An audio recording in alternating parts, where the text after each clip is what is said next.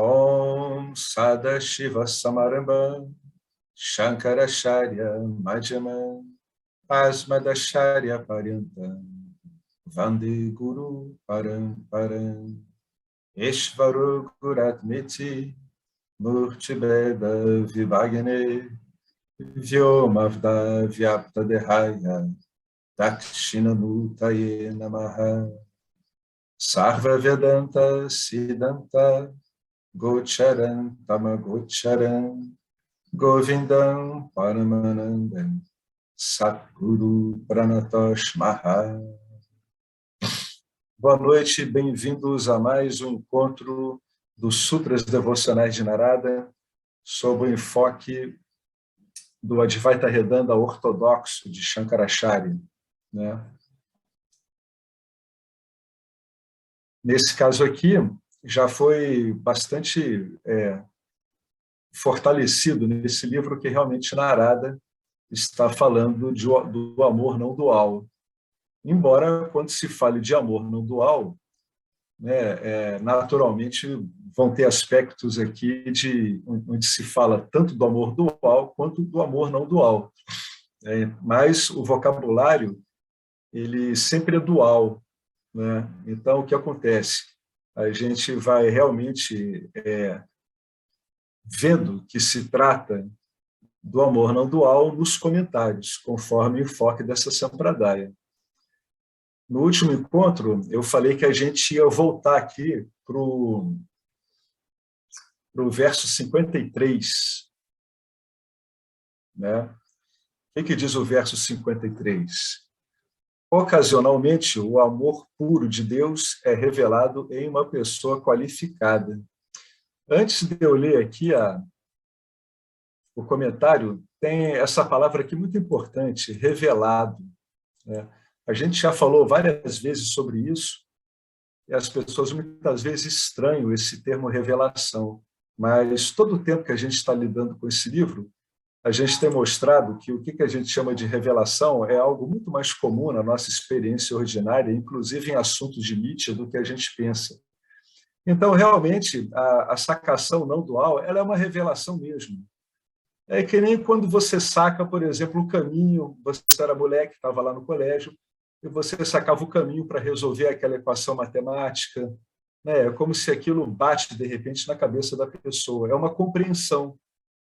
Né? Então, a gente dá esse nome revelação. Eu falo isso porque o enfoque que a gente tem é um enfoque muito cotidiano. O Vedanta ele trabalha avaliando a sua experiência ordinária. Então, embora ele não desconsidere, ele deixa meio de lado as experiências místicas, as oníricas, para mostrar que você pode encontrar o que você é de um modo muito mais eficaz na sua vida ordinária, que é quando o seu sistema de discriminação, né, de correta avaliação, que é dado pelo que a gente chama de intelecto, ele está no melhor funcionamento dele. É claro que muitas vezes, no ambiente onírico, num sonho, você nota que essa função discriminativa de discernimento funciona, né? Mas ela não funciona com a precisão que funciona no estado de vigília.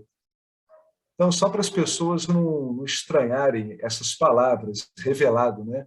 A gente aqui está desmistificando muita coisa. Aliás, o Vedanta ele é bastante desmistificador, né? Então, qual é o comentário do James? Esse amor mais elevado, que é permanente, sem gradações, não experiencial e da minha própria natureza, só pode ser descoberto ou reivindicado através de meios apropriados. Quando ele usa aqui esse amor mais elevado, permanente, sem gradações, o que ele está fazendo? Ele está se endereçando a uma visão dual do amor. Ele está fazendo uma comparação. Repare que o Vedanta sempre faz isso. Ele vai lá e se reporta aonde o Jiva tem a maior memória do HD dele. E aí ele faz uma referência com base nas concepções duais mesmo. Olha, quando ele fala que ele é o mais elevado, né? Porque ele não depende de objeto nenhum. Ele é permanente, porque o amor dual varia. Sem gradações, a gente viu lá em cima como é que o amor experiencial tem aquelas gradações, né?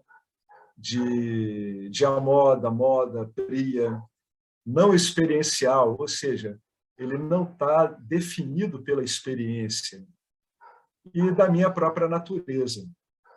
Ou seja, você vai encontrar o tempo todo esse amor não dual, elevado, em qualquer experiência que você faça. É por isso que ele é da natureza do Jiva. O Jiva que investiga bem, ele começa a reparar isso. E ele está falando uma coisa muito interessante. Ele está tratando essa descoberta desse amor dual como o Vedanta trata o próprio autoconhecimento, o próprio entendimento do Karma Yoga, do Dharma Yoga, através de meios apropriados, ou seja, meios comprovados, né? É como se o Vedanta sempre ele tivesse lembrando ao estudante que o Vedanta, ele se trata de uma ciência espiritual. É uma ciência mesmo, ele tem método, tem meios apropriados e ele tem o correto dimensionamento da natureza do Jiva dentro desse conhecimento para que o Jiva descubra por ele mesmo, né? Para que ele fique favorável a essas revelações, né? Se eu me descobrir como pura existência, se me descobrir como pura existência requer um meio, então me descobrir como puro amor também requer meios. É o mesmo procedimento. Isso não pode ser descoberto sentando-se com os olhos fechados e cantando hinos devocionais. Tá? Entoar os nomes de Deus pode me ajudar a descobrir o amor refletido. Mas quando isso termina e eu volto à minha vida monótona, à minha vida do dia a dia, a bem-aventurança amor termina, né? A gente não pode esquecer como é que ele começou lá em cima, né? A gente está falando de um amor não experiencial. E quando a gente fala de entoar os nomes de Deus, ou você cantando hinos devocionais, você está tendo experiências satívicas, né? Você está buscando deliberadamente experiências satívicas. Toda pessoa que canta hinos devocionais, entoa nomes santos de Deus, ela está deliberadamente procurando uma experiência satívica. Mas não é desse amor que a gente está falando, né? Isso pode ser bastante útil para sativizar a sua mente, mas isso não vai resolver a dualidade do amor experiencial, né? O que eu estou querendo dizer aqui é que o amor experiencial dual ele não implica em, depois de um tempo, amor não dual. Não, não. O passo entre eles é dado pela investigação, é dado pelo Gnana Yoga.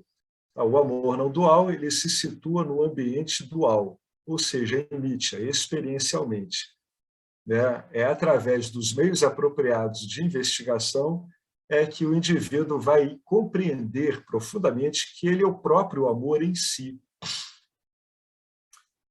Veja, sem querer, né, desconsiderar, a gente coloca essa frase aqui: ninguém está desconsiderando práticas devocionais duais, muito pelo contrário. Que você cante louvores a Deus é desejável, de fato, pelos motivos que a gente acabou de ver, porque cria uma mente satívica na qual as qualificações para o ensino florescem, mas isso não vai libertá-lo. Não vai libertá-lo. Não vai libertá-lo da experiência. É isso que é liberdade. É libertação da experiência. Outro nome para isso, libertação dos gunas, né? Outro nome para isso, libertação da identificação com o complexo corpo-mente. É tudo o mesmo nome para a mesma ideia de liberdade, o mesmo entendimento do que é liberdade. Depende de como a pessoa olha, como é que o estudante olha. Se ele está focando nos gunas, ele vai entender que a liberdade é você não se ver limitado pelos gunas, né? Se é a nível de identificação, ele vai ser levado a concluir que a liberação dele é quando ele se desidentifica dos vários corpos dele, inclusive o próprio corpo causal, né? Que o corpo causal ele está no ambiente de Nitya.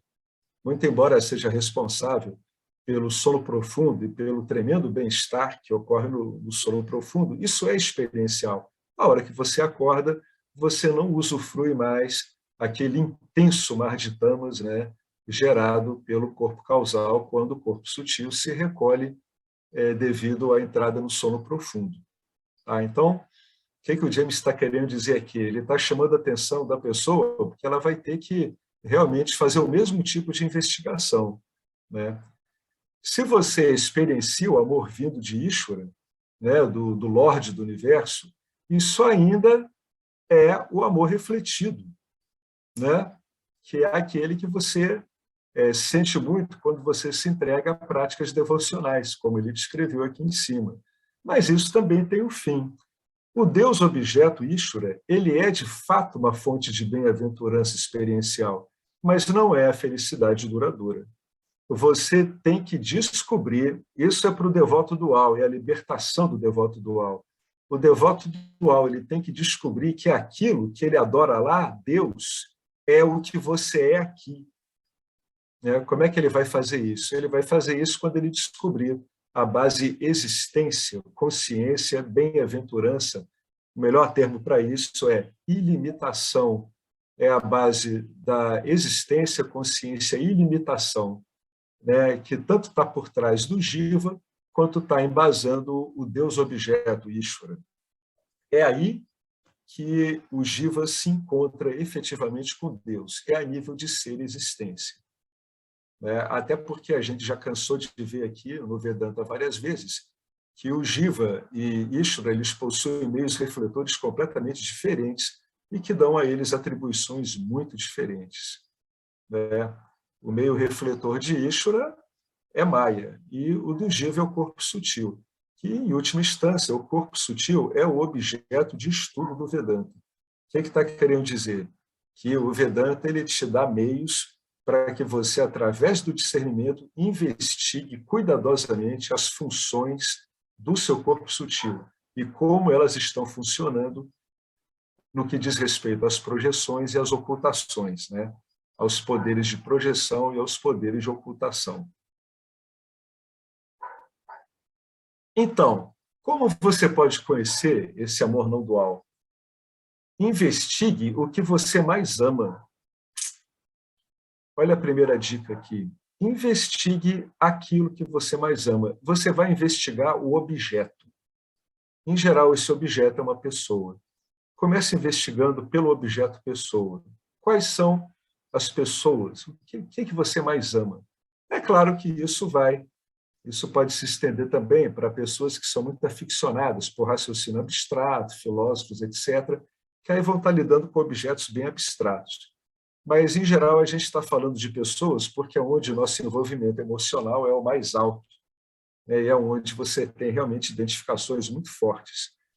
Aqui está uma investigação do Brihadaranyaka Upanishad. Abre aspas, o que diz o Upanishad? Esse ser, ele é mais querido do que um filho. Ele só vai listar coisas caras aqui para o Jiva. Ele é mais querido que a riqueza. Ele é mais querido do que tudo. E é o ser mais íntimo da pessoa. É a verdadeira intimidade. Se uma pessoa que tem o ser como mais querido encontra uma outra pessoa que diz que uma outra coisa é a mais querida, essa pessoa que tem o ser como mais querido é capacitado para dizer com sinceridade a essa pessoa que está envolvida com amor objetal o seguinte: olha, o que você ama vai morrer um dia. Né? Medite sobre o ser como o mais querido e não sobre os mortais que amamos. Então, todas as vezes que a pessoa está diante de um mortal muito querido, ela tem que procurar ver que, em última instância, o ser daquele mortal é o mesmo ser desse Jiva mortal, de que a gente chama de nosso Jiva. Né? É exatamente o mesmo.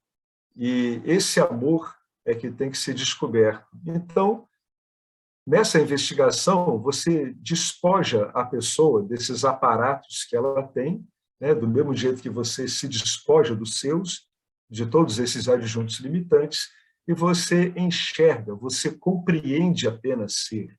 Esse é o uso da palavra ver aqui, né? Você enxerga, você vê, você compreende apenas ser, tanto em você quanto nessa pessoa. Esse exercício ele é para ser feito o tempo todo. E com o passar dos meses ou dos anos, conforme é o caso, ele vai dando resultados muito impressionantes. Os devotos dualistas não estão interessados no Vedanta, então não vá cutucar um devoto dualista. Não vá lá atormentar o indivíduo, não vá atormentá-lo, não vá lhe criar um problema que ele não tem. Preferido, ao invés, adorar e entoar louvores a respeito de um Deus objetivo, né? De um Deus que pode ser objetivado, que é o modo como eles concebem Deus. É a projeção que eles estão usando. Mas você não pode obter o que já tem realizando qualquer ação, porque nenhuma ação é eterna. O próprio Narada praticou devoção dualista durante anos, mas isso não lhe dava o amor eterno. Então, é por isso que ele foi a um guru, né? A alguém que estava versado, vivendo plenamente o autoconhecimento, que é igual ao amor não dual.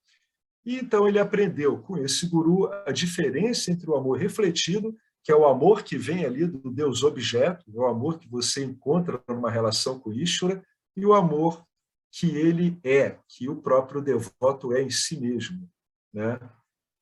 Satya Mitya. Né? Por que ele botou aqui esse Satya barra Mitya aqui? Se alguém tiver uma sugestão, vai ser bem-vinda, né? O amor que ele é Satya e que perpassa Mitya, né? Porque no caso do conhecimento não dual, a gente reduz Mitya ao próprio Satya. O conhecimento não dual, ele não tem problemas com o modo de vida não dual, dual. Ele não tem problema. Ele absorve isso, ele situa tudo no mesmo ponto, né? Bom, essa frase aqui dos devotos dualistas, na verdade, por que as pessoas não têm muito interesse no Vedanta? É por causa da investigação. Na investigação, o indivíduo ele é obrigado a lidar com todas as projeções e ocultações dele. E todo mundo já viu aqui que isso pode levar o indivíduo para paragens muito dolorosas. Isso é o que afasta. Se a investigação te levasse apenas para campos belos, que nem um campo de flor orírico, todo mundo adoraria investigar, porque está sempre constatando o próprio Satya que sempre é. Mas não é assim que ocorre. Na verdade, um método como o Vedanta, ele vai deixar claro para você quais são os obstáculos que você tem ao autoconhecimento, né?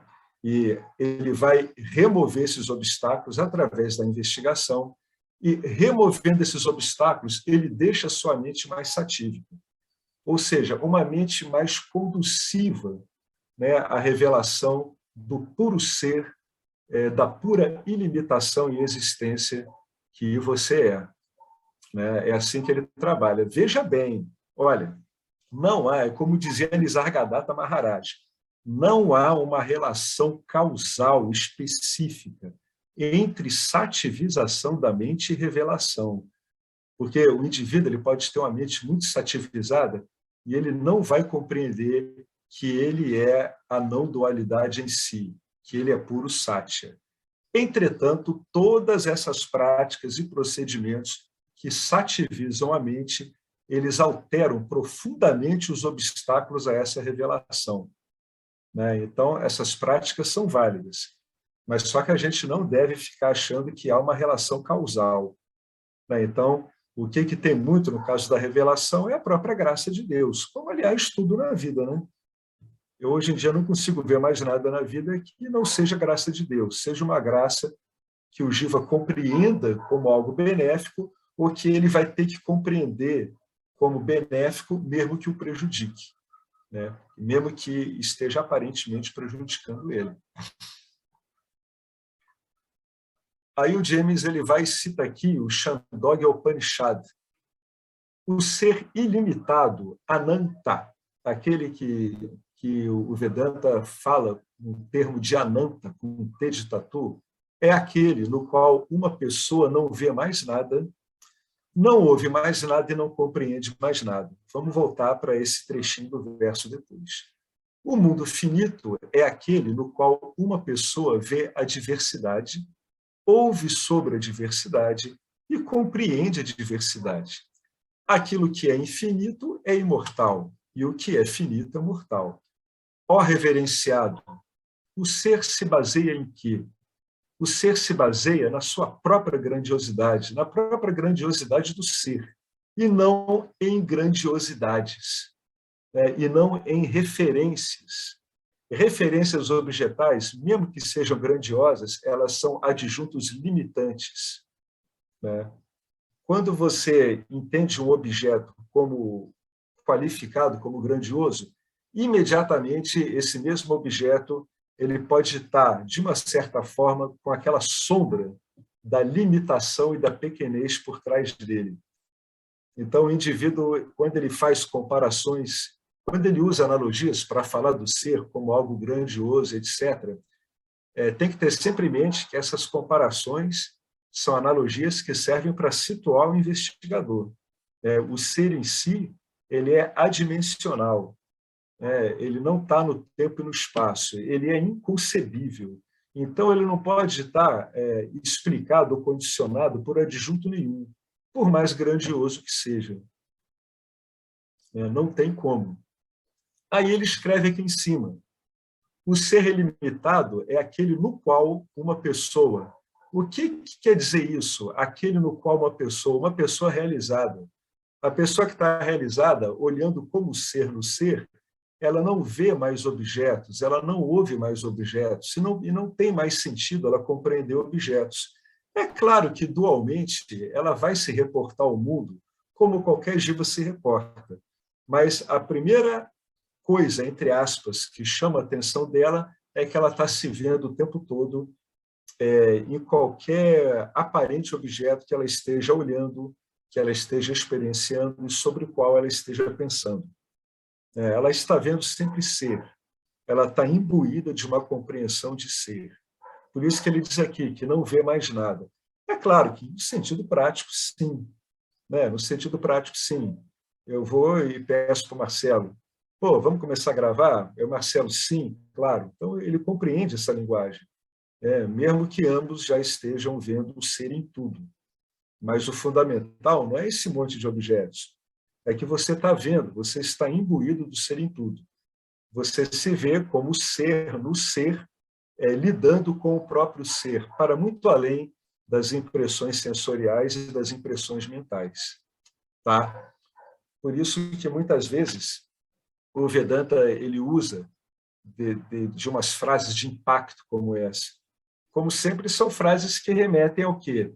Remetem ao que a gente chamaria de uma epistemologia sensorial, que é o grosso da compreensão do Jiva. Ele está sempre lastreado no entendimento sensorial. Então, o que o Vedanta toda hora diz? Olha, é para muito além do entendimento sensorial e, inclusive, abarca ele também. Porque em todo esse conhecimento sensorial, o que a gente tem? Uma experiência.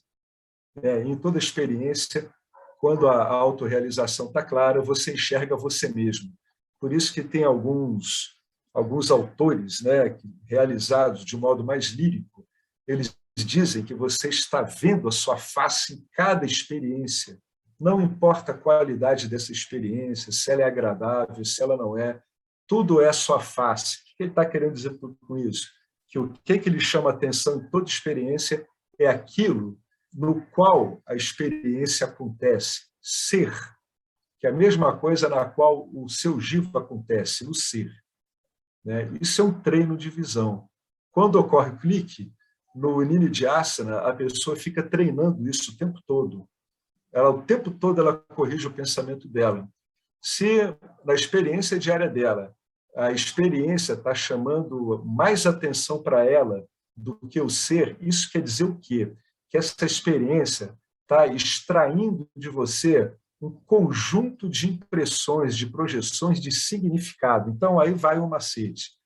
Quando você está envolvido numa experiência e você começa a ver que aquela experiência está gerando muitos significados no seu corpo sutil, ou seja, você está elaborando dualmente em cima da experiência, isso é um sinal de que você tem que olhar cuidadosamente para não ficar tão impressionado com essas descrições, com esse modo de descrever a experiência para você mesmo. E você foca fundamentalmente no ser. Isso é aquela coisa, que o Ramana dizia: seja lá o que estiver acontecendo, agarre-se ao ser e ao ser apenas. É um outro modo de falar o que a gente leu aqui, nessa primeira frase aqui desse Upanishad. é a mesma coisa. Isso é uma insistência danada, nimidiácena o tempo todo. Então, a pessoa tem que ter muito cuidado com esses significados que ela vai encontrando na vida. Como é que ela lida com isso? Ela vai combater os significados? Não, ela não vai tentar mudar o significado. Na investigação, você não tenta mudar objeto nenhum, né? Você investiga no ser os seus vínculos com os objetos. É isso que é investigado o tempo todo. É isso que o indivíduo está fazendo. Se ele tentar desenvolver esse objeto ou freá-lo, ele vai estar criando camadas adicionais de objeto. Então, a maestria toda da investigação é o seguinte: não afaste e não se aproxime do objeto. Isso é um jeito que o investigador vai pegando. Ele não recusa o objeto e ele nem se detém no objeto, deixando que aquilo crie muitas interpretações. Uma boa dica é você entender que qualquer coisa que você imaginar sobre o objeto é uma projeção sua, independentemente se isso seja mais fidedigno ou não do que outras projeções que você encontra em você ou em outros corpos sutis. Então, o tempo todo é como se você estivesse liberando a sua atenção. Quem trabalha o tempo todo desse jeito começa a notar o seguinte: você vai ficando com a atenção cada vez mais livre. É o que muitos apontadores diretos dizem. É uma atenção panorâmica, né? A gente tem que ter cuidado com essas palavras. Tá? O que é? Vai te dando uma atenção cada vez mais liberada, porque é como se ela estivesse voltando para você o tempo todo, e não dando munição, dando combustível para gerar uma série de outras projeções para lidar com uma projeção básica aí, que é aquela história que a pessoa está contando sobre alguma coisa. Então, esse é o macete. Tá? Existe uma tendência de tentar corrigir essas projeções. Cuidado, isso não vai dar certo. Isso é que nem você tentar cortar a cabeça da hidra de Lerna, vai nascer outra. Isso é aquele mito. Não adianta você ir em cima das projeções para tentar reduzir as projeções. Não, elas têm que ser investigadas do modo adequado, né, conforme o nível de asana ocorre no seu cotidiano. O melhor que se faz, se você quiser lidar com uma projeção, inicialmente, se ela está perturbando demais, fazer o que o Vedanta preconiza, que é substituir aquela projeção por esse naipe de projeções de significados que o Vedanta dá, que são muito mais conducivos à liberação da atenção, muito mais conducivos a uma mente satívica, muito mais conducivos à prática investigativa. Né? Mas, depois de um tempo, o investigador ele sequer usa mais isso. Ele se acostuma a não tocar naquela projeção, ele não tocar nem afastando, o que seria ele estar com medo daquilo, e nem tocar aproximando dela, o que manifestaria um desejo por alimentar aquela projeção. Gente, isso que eu falei ficou claro? Ficou muito extenso? Vocês querem falar sobre isso? Porque isso é uma ferramenta danada. Às vezes, a impressão que eu tenho que quando ocorrem essas identificações com Jiva, é como se fosse aquele boxeador que entra no ringue e ele fica um bom tempo apanhando, né? Porque a situação dele não vai melhorar. Desista. Ela melhora, mas depois de um tempo e devido a outras coisas. Enquanto você está lidando com a projeção, você está levando muito supapo. Essa que é a verdade. É por isso que o Vedanta dá tanta munição, dá tanto rudimento para o indivíduo, para ele aguentar isso. Algumas projeções são insuportáveis. Todo mundo aqui, volta e meia, deve ter contato com isso. Eu tive contato com uma projeção de ódio profundo semana passada. É insuportável, é um transtorno total. A única coisa que impede o investigador de entrar dentro daquilo é o conhecimento dele, como ser, e dele estar usando um procedimento, dele estar usando um método, né, que é verificável, que funciona muito bem, que é comprovado há milhares de anos. Eu, mais uma vez, o assino embaixo do Vedanta, porque o ferramental que ele dá é absolutamente fantástico e ajuda você a lidar com uma série de projeções que podem ser muito, mas muito barra pesada, né? Com efeitos no corpo, efeitos na energia do seu corpo, um tumulto nas suas projeções mentais, mas o seu conhecimento está firme ali. E você aprende a não tocar naquilo ali, naquele porco-espinho. né? Nem para afastá-lo e nem para tentar corrigi-lo. Isso é uma tremenda de uma armadilha, né? É a base de qualquer terapia, se bem que as terapias elas não têm o enfoque do Vedanta, né? Não visam o autoconhecimento, não dual, não visam isso. Mas todo sistema, quando a gente tenta melhorar uma projeção nossa, para que nós nos tornemos experimentadores melhores. Não é esse o enfoque no Vedanta. Isso decorre do autoconhecimento, você vira um bom experimentador, mas por outros motivos, né? Você vira porque o seu objetivo é muito diferente de você ter um ego melhor ou pior, né? Ter um ego mais civilizado, para poder exercer os seus desejos de um modo menos deletério. Essa que é a base das terapias, é essa. Embora esse efeito, né, que seja um efeito que você encontra em alguns Upanishads, né? Aquele que é liberado, ele é o grande experimentador. Ele é o grande experimentador porque ele está se vendo em qualquer experiência. Então, é óbvio que ele vai ser o grande experimentador porque ele é profundamente familiarizado com a experiência porque ele está vendo na experiência ele mesmo. É isso que o Rupert Spira chama de familiaridade, né? Rupert Spira é um apontador direto muito bom. Ele chama, é uma intimidade com cada experiência. Por quê? Porque aquela experiência é mais uma das minhas faces. Por isso que ele usa esses termos, né? É uma profunda intimidade com a experiência, né? O Rupert Spira tem uma base de Vedanta muito bom e ele usa construções do Vedanta, né? Além de ter uma base aí do yoga da Kashmir, ele também tem uma base vedântica muito forte, não dual. Alguém quer conversar sobre esse assunto? É um assunto que ele é delicado, é onde ocorre o que a gente chamaria de prova de fogo do estudante, né? É aqui, né? O que ocorre, né? É uma projeção que te chama atenção ou, em última instância, o pano de fundo onde aquilo ocorre, né? E aí eu dei aquele macete.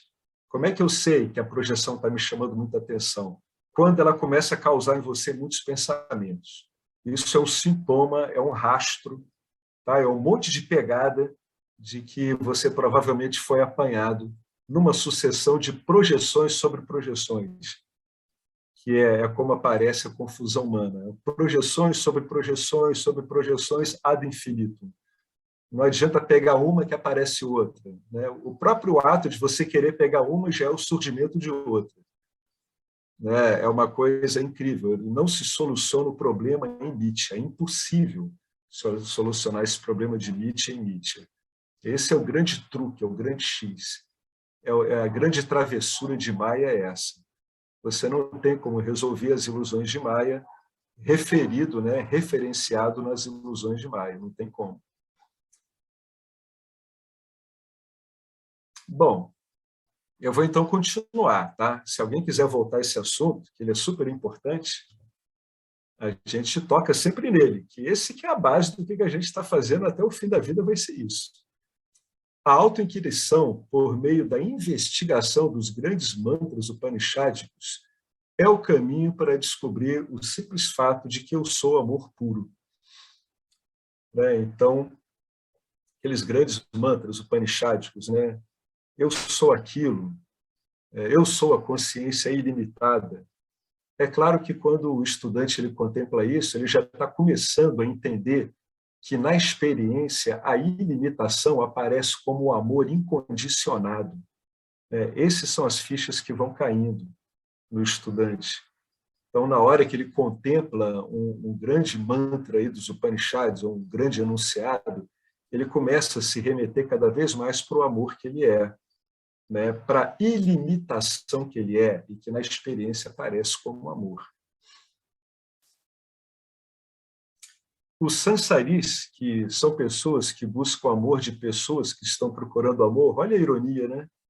Lembra aquilo de Jesus, né? É um cego guiando outro cego, né? É claro que não, como é que vai chegar em algum lugar que valha, né? Os sansaris, pessoas que buscam o amor de pessoas que, por sua vez, também estão procurando amor, obviamente não sabem o que é o amor, não sabem o que é o amor não dual. Se você se encontra nessa situação, aí ele vai puxar uma investigação. Considere o primeiro ensinamento do Vedanta. O amor não está nos objetos. Enquanto os outros olharem para você como uma fonte de alegria, o amor fluirá deles para você. No momento em que você deixa de ser uma fonte de alegria, ou, o que é pior, quando você se torna um fardo para eles, o amor deles, que é um amor condicionado, desaparece como uma conta bancária que se esgota gradualmente. Importante, não culpe os divas por causa disso. Então, por extensão, não se culpe também. Se você notar que nos seus tropeços no amor dual, você nota isso variando. É normal, não é pessoal. Tá? É o funcionamento do sistema, é como ele funciona. Você não pode culpá-los, e também você não pode culpar você mesmo, quando você se vê no amor dual. Essa é a natureza do samsara. E os sansaris acham que o samsara é real, tanto que realmente o que chama atenção neles é que eles estão vendo fundamentalmente um monte de objetos, os quais eles esperam podem lhes dar uma satisfação, um contentamento, uma alegria contínua. Maridos e esposas sempre rezam para que o outro permaneça saudável, porque a doença sobrecarrega esse amor dual e faz com que ele se desgaste lentamente. É a lei de Ishvara que o amor flua apenas em direção a uma fonte de alegria. Você será amado apenas enquanto for interessante e útil. Está vendo porque as pessoas, em geral, não gostam do Vedanta? Porque o Vedanta é muito escancarado. Ele fala uma coisa que todo mundo sabe que é assim, mas ninguém quer admitir. É que nem quando a pessoa vai para o cemitério e a outra pessoa diz assim, olha, daqui a algum tempo nossos corpos vão estar aí. Ninguém gosta de ouvir isso. Oh, vira essa boca para lá. Que coisa horrível essa coisa de morte. Mas nós somos investigadores do Vedanta ortodoxo e nós não estamos dando a mínima para esse monte de impressões que as pessoas têm. Nós já demos muita atenção a isso e não chegamos a lugar nenhum. Então, a gente pode ser confrontado com essas escancarações do Vedanta, que não são fáceis de engolir. Você será amado apenas enquanto for interessante e útil. É isso mesmo. O James é grosso, mas a grossura dele pode ser usada de um modo muito proveitoso para quem está farto dessa ilusão. Não é? A gente sabe disso. E tem gente que começa a ler esse livro aí, o Yoga do Amor, e acha que vai resolver o seu problema amoroso dual, né? A gente sabe bem.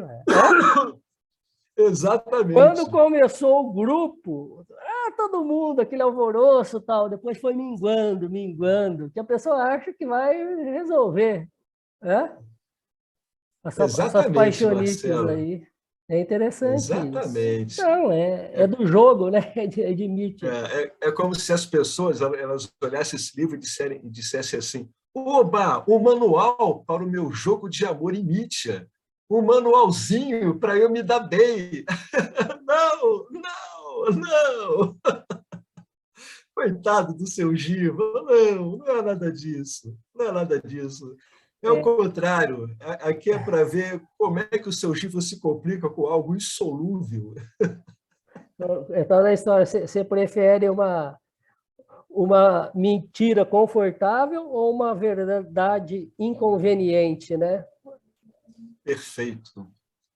O Vedanta é aquele ensino para as pessoas que preferem uma verdade inconveniente, que venha a verdade, seja ela o que for. Se for a condenação para o inferno eterno, que venha assim mesmo. Mas, depois de um tempo, insistindo, né, e são sempre poucos, as pessoas acabam sendo agraciadas com uma coisa muito bonita, muito surpreendente. Né? Aí vem, como as escrituras são verdadeiras, que coisa linda isso, como é maravilhoso. Aí você vai ler o Novo Testamento, você fica maravilhado com Jesus. Eu fui educado em colégio de freira, só fui entender o Novo Testamento quando eu fui para o Vedanta. Então, quando era criança, na verdade, eu tinha pavor daquilo ali tudo. Uma coisa completamente esquizofrênica, eu achava aquilo horrível. Hoje em dia, não. Hoje em dia eu leio o Novo Testamento, que criatura maravilhosa aquela, né? Que levou a vida dele a uma experiência radical para deixar claro para todo mundo que o amor é intocado. É isso que ele quis dizer. Né? É assim que deve ser entendida a experiência radical de Jesus, da crucificação, né? que nada toca esse amor. Né? É isso. Não é para a pessoa se sentir culpada, não.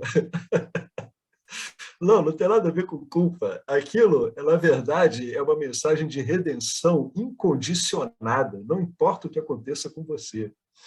Né? Então, para esses bravios, né, na verdade, eu acho que já assodados por Maia por muito tempo, com um monte de desilusão, é que o Vedanta se aplica, quando ele vem com essas verdades terríveis de Nietzsche. Né? São terríveis, todo mundo sabe disso, mas ninguém quer falar sobre isso. Você só será amado apenas enquanto for interessante e útil. Né? E quando for a hora do seu jiva, como qualquer jiva, ele vai vir a falecer e os despojos dele vão ser, né, consumidos pelo próprio ambiente da manifestação. Né? Vão ser todos reciclados, assim como é com qualquer jiva, como sempre foi e como será. Né? É um bom exercício de inferência, viu? A pessoa vê lá, né, todo dia no cemitério, um monte de caixão. Quando ela morrer, ela não vai ver isso, mas é uma inferência líquida e certa que provavelmente os despojos dela vão seguir o mesmo caminho. Provavelmente não, né? É líquido e certo que vai seguir o mesmo caminho, né? Por mais desconfortável que pareça para essas identificações muito fortes com o corpo e com a mente. E Nietzsche é a única certeza. É a única certeza, exatamente. É isso mesmo. É a única certeza. Além disso, o seu amor por um objeto só vai durar enquanto esse objeto estiver de acordo com seus gostos e aversões. Outra verdade inconveniente para dizer para o Sansari que, no fundo, ele é um adicto insaciável. Ele é um viciado insaciável. Isso não é culpa dele.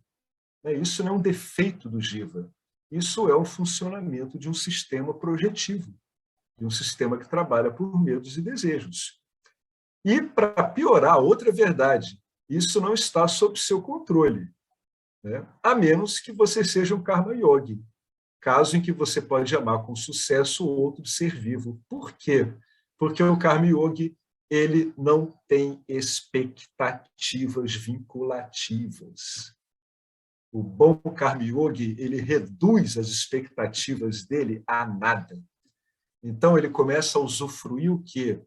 De um amor, de um contentamento que não está vinculado ao que ele supostamente quer. Né? Então, enquanto ele é um bom praticante de Karma Yoga, realmente ele pode amar com sucesso outro ser vivo, mesmo se valendo de um amor dual? Sim, sim, porque ele não é mais o centro desse amor, ele passou tudo para Ishvara. Ele vai amar tudo como Ishvara, que ele sabe que ele é também. Tudo é resolvido ou no Deus objetivo, ou então no Deus real, que é o que somos. Tudo é resolvido assim. Nada pode ser estabilizado quando o foco é em cima do sansari, daquele que busca a experiência. Por quê? Porque ele trafega de modo volátil, de modo inconstante. Fala, Marcelo. E isso é esse vairagya, né? É liberdade, né? Porque quando a pessoa compreende isso, ela recebe tudo como prasada, né? E aí, então... Ela Pode falar. Ela bota um denominador comum chamado prasada. O que vem não interessa em termos de descrição e de impacto. No fundo, a gente vai sempre nivelando, né? A gente encontra um nivelador sempre. Né? O Karma Yoga ele encontra o nivelador como prasada. O Gnani ele encontra o nivelador como ser, né? Como a consciência ilimitada. Se não houver essa nivelação, o Jiva ele está invariavelmente ferrado, que é uma outra verdade que ninguém gosta de ouvir, gente. É por isso que são tão poucos investigando aqui. Isso, exatamente. Mas é a verdade, né? A gente vê pelo próprio curso do Jiva, pelo transcurso dele em Nietzsche, é inevitável o que ocorre com o Jiva, né? Mas Ishvara é tão bom, ele é tão bom, a bondade é tão intensa, que permite que o jiva, né, se ele está pronto, ou se mesmo não estando pronto, ele está muito necessitado mesmo, ele tenha como acessar esses niveladores através do Vedanta, por exemplo, que é um baita de um meio de autoconhecimento, né? Você imagina, né, um sistema gigantesco, incomensurável, que ainda quebra um galho e dá uma colher de chá para esse monte de grão de areia. Então, é um bom modo para ver como é que Deus é bom, né? Eu, durante muito tempo, achei que Deus era mau, né? Via ele como um monstro devorador de energia. Não, é bom, tem uma lei ética, né? Tem uma lei aí que a gente lê assim como ética, que tende tudo para um bem, mas é um bem muito impessoal e muito grandioso em relação ao bem que conseguimos perceber enquanto jivas, né? Essas modificações de compreensão é que vão libertando o indivíduo. São as grandes sacações. Aí o James faz uma pergunta aqui. Mas qual é o sentido disso se eu sou o amor que busco nos outros, né? Então, para o meu bem, depender de um objeto para o amor é fútil. Para o meu bem de quê? Para o meu bem do jiva, né? Que o jiva compreenda isso e substitua a visão que ele tem do amor objetal pelo Karma Yoga. E se ele é um autoinvestigador, que ele se aprofunde no Jnana Yoga, né? Para o meu bem. Então, de modo que o jiva ele consiga colher os frutos, né, de uma visão mais adequada em relação à mítica. E esses frutos vão espelhar a bem-aventurança que ele é. Ele vai compreendendo isso devagar, né? Porque o jiva, quando essas coisas vão surgindo, ele sempre vai bater de acordo com o condicionamento pela experiência dele, né? E não é nada disso. É muito mais suave, muito mais delicado, muito mais inteiro do que esse condicionamento que a gente tem incitado, né, com o aguilhão ali das experiências sensoriais. Aguilhão que eu falo aí porque a pessoa fica condicionada a isso, né? Ela fica querendo repetir. Aí o que poderia ser um desfrute vira uma espora. É como se o jiva tivesse sido selado, né? Leva uma sela em cima da experiência e começa a levar umas cutucadas de espora para ver se ele consegue correr como antes, se ele vai comer aqueles cubinhos de açúcar antes, e se aquela alfafa que ele comeu aquela vez, que era muito boa, vai ser tão boa dessa vez. Então, a coisa chega a ser quase cruel, se você olhar do ponto de vista da personalidade, né? Mas a gente sabe que a personalidade é meramente uma projeção. É uma coisa interessante, Deus não olha o jiva como um jiva, isso não faz sentido nenhum. Ishvara olha, só vê apenas Ishvara. Ishvara vê Ishvara, ser vê ser. Partindo de uma função nivelada, né? aquela ópera de Handel, né? Deus é o grande nivelador, seja o Deus objeto, seja o Deus, né, incondicionado, que é o ser, toda aproximação em relação a Deus, seja dual ou não dual, ela é um grande nivelador, ela vai parar todas as arestas experienciais, todas elas. Alguém quer comentar sobre isso que a gente falou? Sobre a inevitabilidade, né, do jiva olhar as tremendas limitações dele como jiva. É bom para ter compaixão.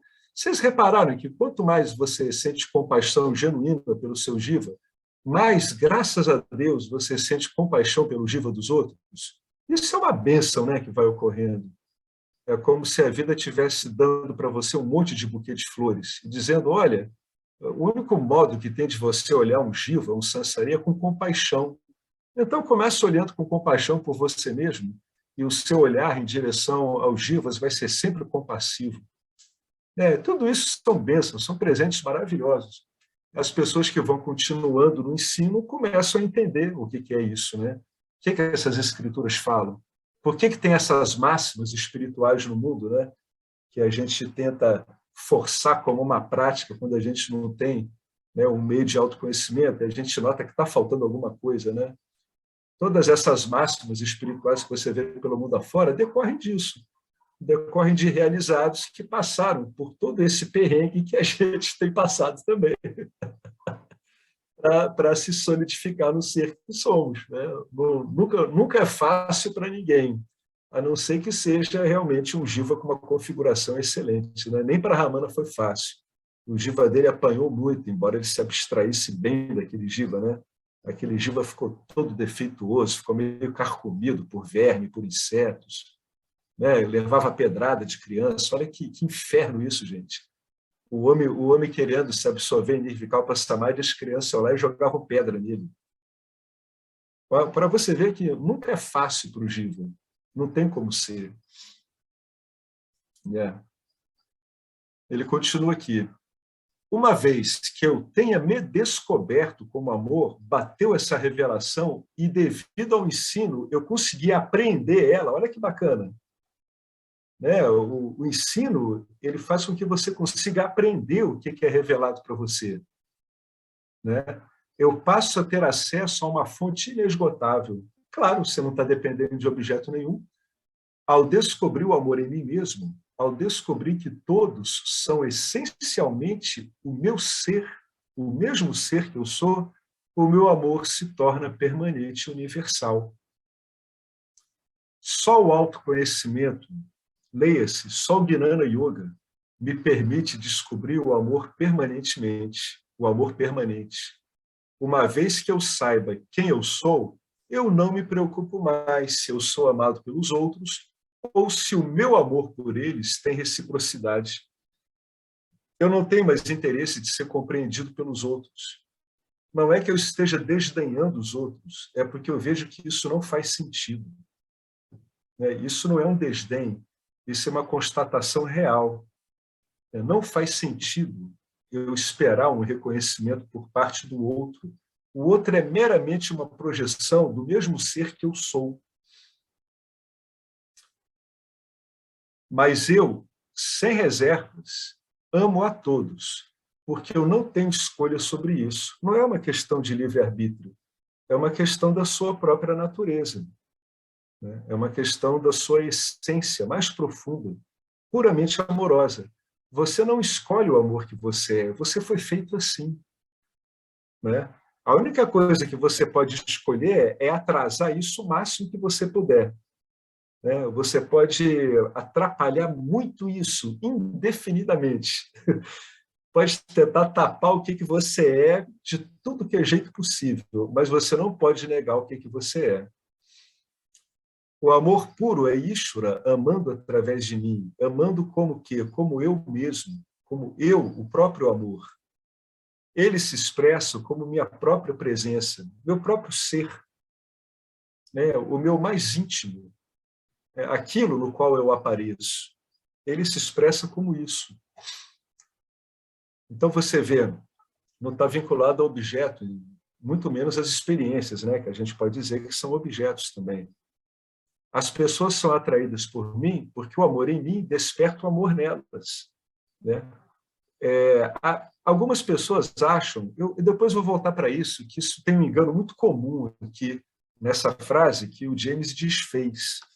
Não preciso conscientemente me comportar de maneira amorosa para convencer a mim mesmo ou aos outros de que eu sei quem eu sou, como tantos autoproclamados iluminados.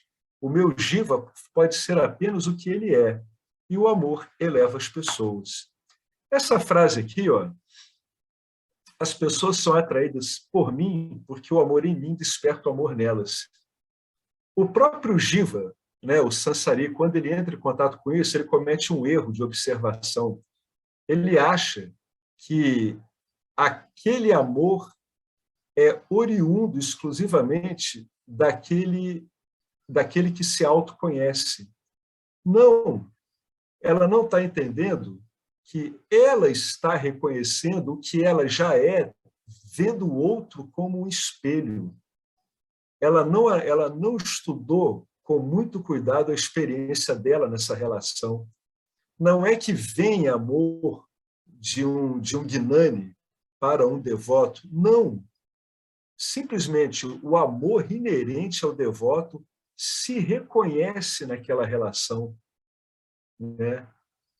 Toda a pessoalidade do devoto ela é removida pelo menos durante um tempo, enquanto ele está em contato com o Gnani. Então, ele sente o amor e ele acha que o amor vem desse autorrealizado. Aí diz assim, você sentiu a presença do cara? Não, a pergunta é assim, eu estou sentindo a minha presença, porque eu estou olhando para o espelho dela. Como eu não consegui ver isso em mim mesmo, aquele guru, aquele Gnani serve como um espelho. É isso que vai ficando claro, né? E poucas vezes, infelizmente, poucas vezes, o guru, né, o iluminado, vou botar entre aspas, né, porque o Arlindo não gosta que use essa palavra. Poucas vezes esse jiva, com autoconhecimento, ele esclarece o devoto o que está acontecendo. Poucas vezes. O devoto fica achando que está vindo dele. Não, não. O devoto está se reconhecendo nele. Está reconhecendo nele algo que o devoto sempre foi e sempre será. A própria natureza amorosa dele reconhece a própria natureza amorosa do guru, do Gnani, e vê que é a mesma coisa. Quando é bem conduzida essa investigação, o devoto vê que é a mesma natureza em ambos. Esse é o bom professor, é o que vai lá e aponta isso. Ou seja, ele corta uma relação de dependência. Se esse corte não é automático, ele, pelo menos, ele deixa o devoto de sobreaviso para investigar isso sempre, né? Para nunca acreditar que ele está recebendo algo. Não, ele não está recebendo nada. Ele é puro amor, ele não tem como receber nada. Ele pode ser, isso sim, esclarecido a ponto de compreender aquele espelho na frente dele como ele mesmo. Já que ele não consegue ver isso nele mesmo, ele usa o guru como espelho. Isso que é o uso do guru que aparece nas escrituras upanishádicas, nas escrituras do Vedanta. Esse é o uso adequado do guru, do Gnani. É desse modo. Qualquer outro modo de usar isso vai reforçar amores duais entre o guru e o seu discípulo, e com toda a tendência de exacerbar isso e tornar o devoto cada vez mais auto-ignorante da sua própria natureza. Isso a gente vê ocorrer às pencas ao longo de milhares de anos, com resultados desastrosos. É um desastre isso. Talvez seja o pior resultado que exista na relação de um guru com o seu discípulo, de um professor com o aluno, seja esse. Em vez de ser algo libertário, vira a própria escravidão, por ignorância de ambos. Porque quando o professor ou o guru está bem esclarecido, ele toma muito cuidado para que isso não ocorra. Ele está sempre advertindo, né? Eu me lembro disso. Você lê, mesmo Ramana Maharaj, né, ou Nisargadatta Maharaj, mesmo não sendo professores de Vedanta, eles advertiam isso o tempo todo dos seus discípulos, o tempo todo. Você tem que ver por você mesmo. Você tem que ver o amor que você é por você mesmo. Eles sempre chamavam a atenção disso. Eles achavam muito bonita a relação de devoção, mas, no fundo, o que eles queriam era se livrar daquela relação de devoção com os discípulos, porque eles sabiam que aquilo era uma projeção, né? E o Gnani não está interessado em manter projeção nenhuma.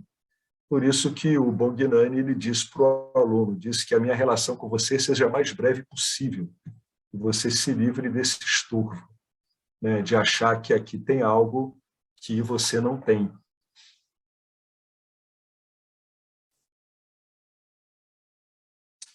O James continua aqui. Esse assunto é delicadíssimo, né? É um dos outros assuntos pelos quais as pessoas evitam o Vedanta. Muitos mesmo, afirmam conhecer o ser, seja como objeto ou como sujeito. Mas isso não significa necessariamente que seus corações sejam límpidos o suficiente para expressá-lo puramente. Isso não significa necessariamente que o corpo sutil deles esteja trabalhado com discernimento suficiente para que possa expressar esse reflexo, né? Possa expressar esse amor através do reflexo de um modo puro em Nietzsche. Entenderam essa frase?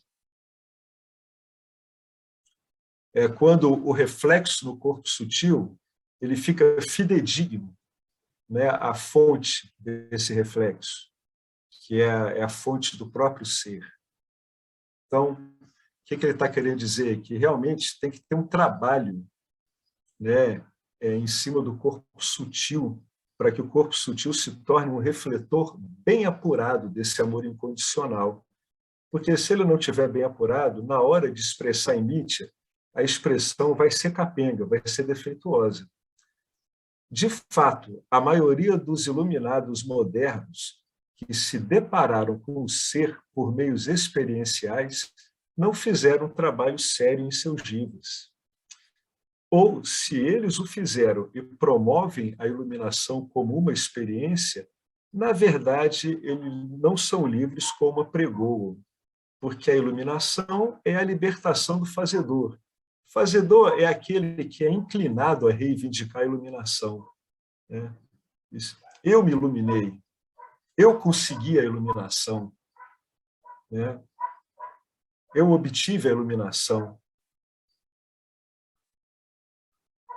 Diante da investigação, esse fazedor ele não se sustenta, porque ele não tem planejamento nenhum em relação àquilo.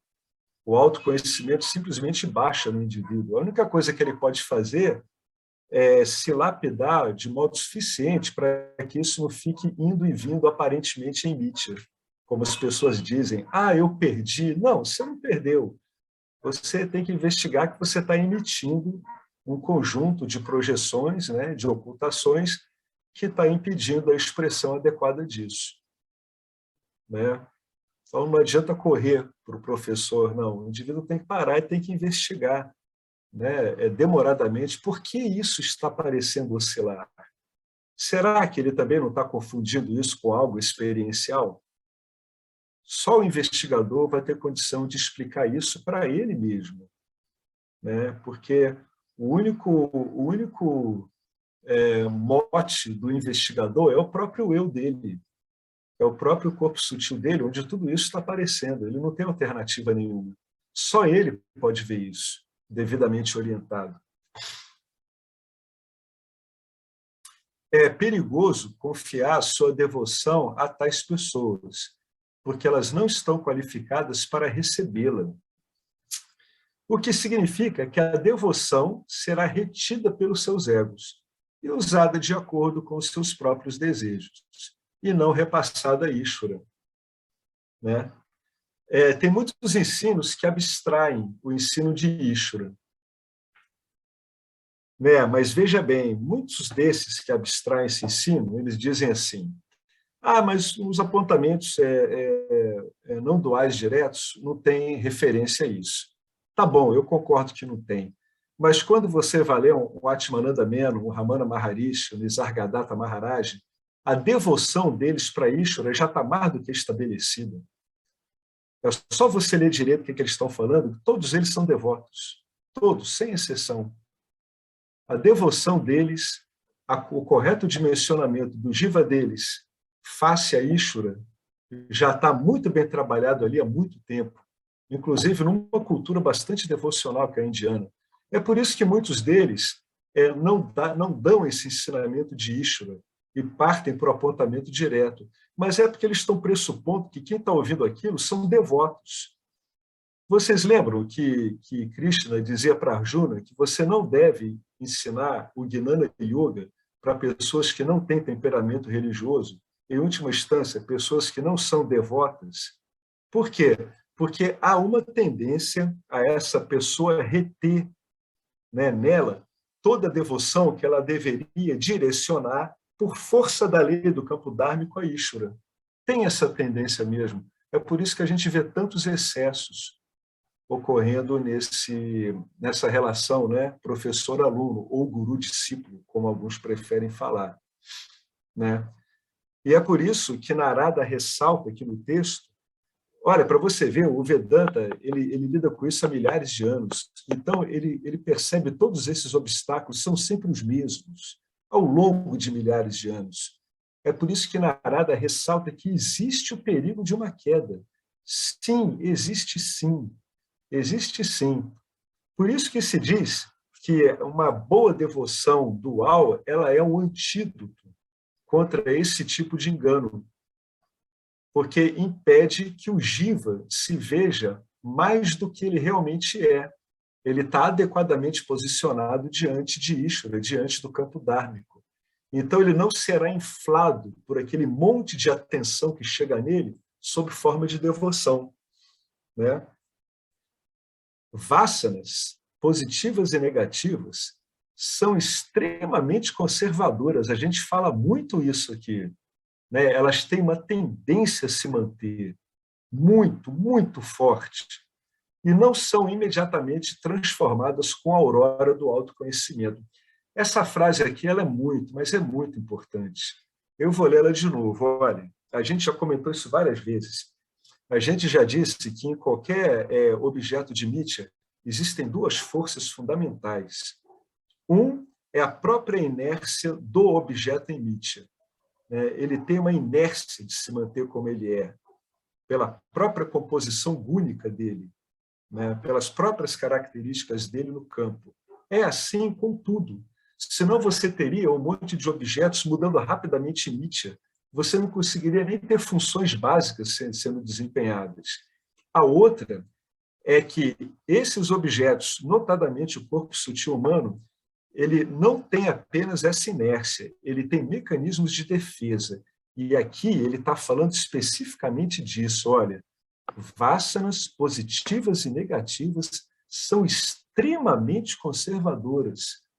Elas têm uma tendência a permanecerem e elas só vão deixar de continuar perturbando o jiva mediante uma profunda investigação, mediante uma profunda aplicação da tríplice antante do Vedanta, que é ouvir, refletir e aplicar e atualizar esse conhecimento no dia a dia.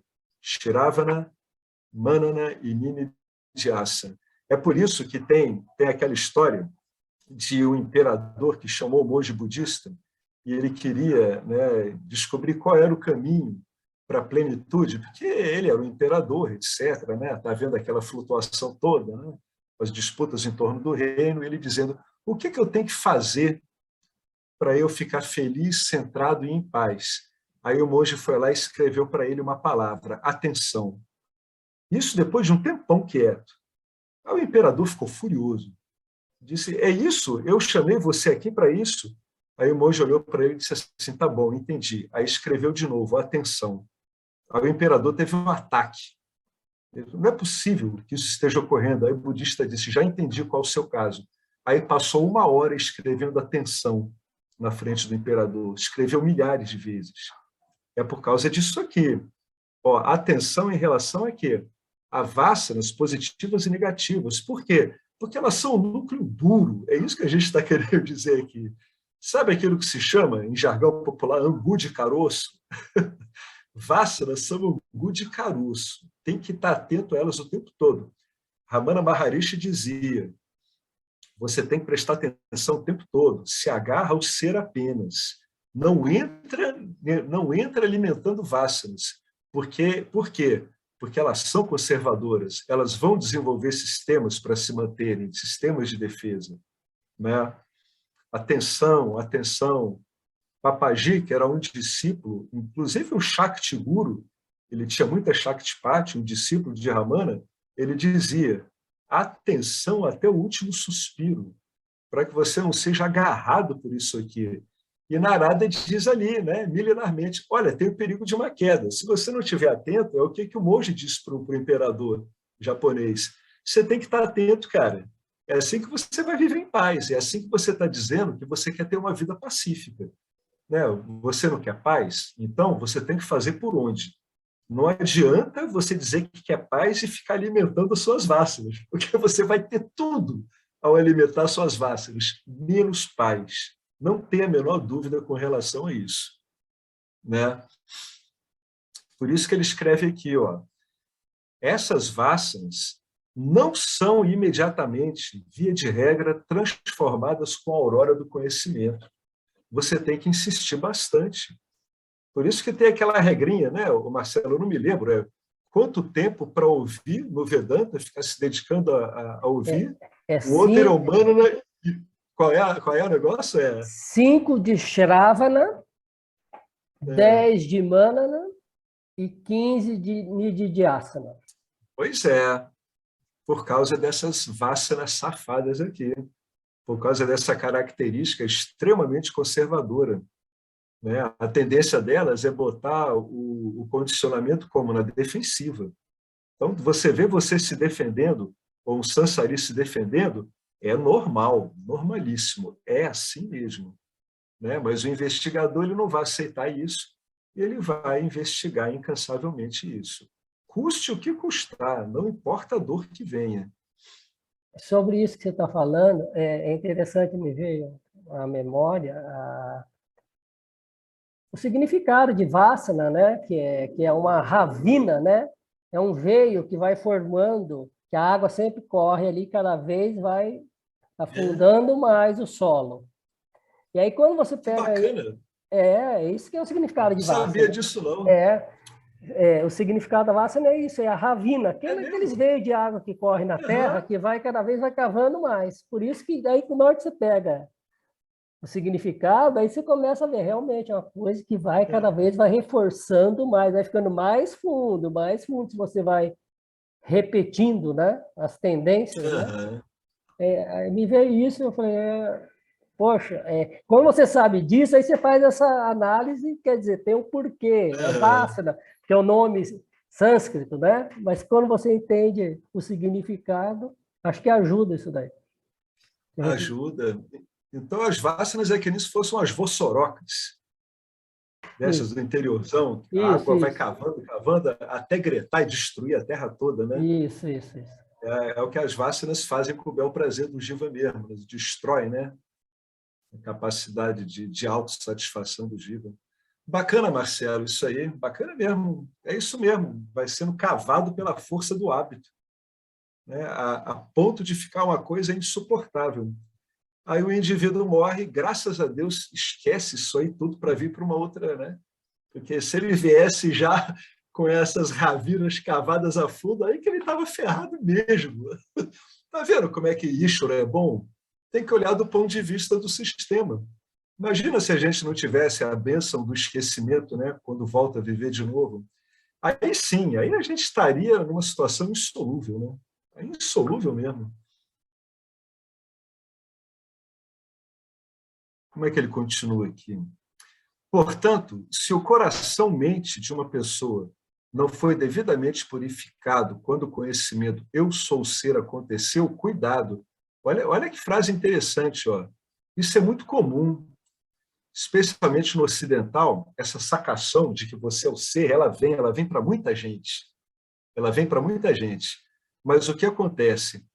Como o corpo sutil, né, vamos chamar isso, né, coração-mente, como o corpo sutil não está devidamente purificado, lapidado, né, liberado desses vínculos agressivos com essas vássanas, o que acontece com o cara que tem autossacação? Ele não usufrui disso. Né? Isso não vira paz, isso não vira um bel prazer, não vira uma bem-aventurança por causa disso. Aqui comigo foi assim. Né? Eu conheço muitos que foram assim também. Você sabe, você entende que você é ser consciência, mas você fica sem usufruir isso por muito tempo, até que você compreenda o que está acontecendo, usando um meio de conhecimento como o Vedanta, que vai explicar para você, vai te dar o diagnóstico adequado, né? Vai dizer, olha, você está cheio de vínculo. É por isso que mesmo sacando que você é o ser, existência, consciência, você não está usufruindo disso, né? O seu jiva não está aproveitando as consequências desse autoconhecimento. E para aumentar a sua dependência delas, as pessoas iluminadas frequentemente têm maneiras hábeis de aliviar o medo inerente que surge quando você se entrega a outra pessoa. A pessoa continua usando recursos, né? O que ela faz, gente? Ela contrapõe às projeções dela recursos para mitigar o impacto deletério dessas projeções. É exatamente o que o investigador não pode fazer. A hora que eu jogo um recurso para mitigar isso, eu estou criando uma outra projeção. Ninguém está dizendo que, se você estiver passando um perrengue danado, você não pode usar algo para mitigar isso, né? Vai distrair a cabeça, vai conversar não sei, com um psicanalista, com um terapeuta, mas nunca perca de vista o contexto onde isso está ocorrendo. Você é simplesmente aquele boxeador que pediu, né, você pediu para o juiz assim, olha, me dá um tempinho, eu sei que eu estou apanhando, tá? Mas eu só quero parar de apanhar um pouco agora para recuperar um pouco minhas energias. Então, você pode usar um expediente desse, mas sabendo o que você está fazendo e por que você está fazendo. Tá? Porque, do modo como ele está falando aqui, é o perigo que a gente tem enfatizado no encontro de hoje, né? Se isso não é feito, se buscar essa mitigação ela não é feita de modo muito consciente, o que acontece? Eu acabo aumentando a minha dependência com essas vacinas. Até porque eu estou mostrando claramente que eu não estou disposto a investigá-las, né? Acrescente a isso a credulidade inata às pessoas carentes e você vai ter uma receita para o desastre. O mito mais comum, né, perpetuado pelos assim chamados iluminados, é a ideia de que não há qualificações para iluminação. Eu vi isso durante muito tempo. Mas, para proteger os buscadores de professores não qualificados, o Vedanta diz que, se você quiser experienciar e conhecer o amor puro, você o encontrará em almas qualificadas, né? Então, tem que ter muita paciência consigo mesmo, né? Bastante paciência. Esse mito de dizer que não há qualificação é aquilo, é a mesma coisa que dizer que um espelho, para refletir uma boa imagem, pode estar bem sujo e embaçado. É claro que não, né? Você tem que dar, pelo menos, para esse espelho uma lustrada mínima para que ele possa refletir o seu rosto. Senão, o que acontece? Ele não vai cumprir a função dele de espelho. E senão, o que vai acontecer? Saber que a consciência, a existência, não vai dar para aquele que soube disso o que ele mais quer. O que a pessoa mais quer? A pessoa mais quer é paz, é amor, tranquilidade. Não tem um ser humano, em cultura nenhuma, que ele não diga isso, pelo menos da boca para fora. O que você quer? Eu quero paz, eu quero tranquilidade, quero amorosidade. Claro, ele está falando da natureza dele, né? Que ele não pode negar, embora ele possa camuflar de milhões de formas. A ignorância ajuda ele a camuflar. Então, o James ele se deteve aqui num assunto que é muito delicado e espinhoso, né? Às vezes a gente tem uma ideia de que, devido, acho que, a nossa própria educação muito cartesiana, muito positivista, de que nós vamos em direção ao autoconhecimento através de degraus. A gente já falou várias vezes aqui que não é assim. A gente vai se aprofundando, né? E nesse aprofundamento é que você vai encontrando as benesses do autoconhecimento e os percalços do autoconhecimento também, aquilo que está emperrando o autoconhecimento. A gente encontra os dois simultaneamente. Então, do mesmo modo que uma pessoa que ela está começando a ficar claro para ela que ela é o amor não dual, ela pode ter questões de devoção dual com ela também, questões de julgamento de devoção dual. Muitas vezes, quando a pessoa está assim, a relação dela com o campo dármico não está muito claro, não está muito límpida, né? Ela está confundindo, muitas vezes, o papel dela de karma yogi com algum significado que ela queira dar a esse papel, né? A pessoa, o tempo todo, ela está criando um monte de interpretações.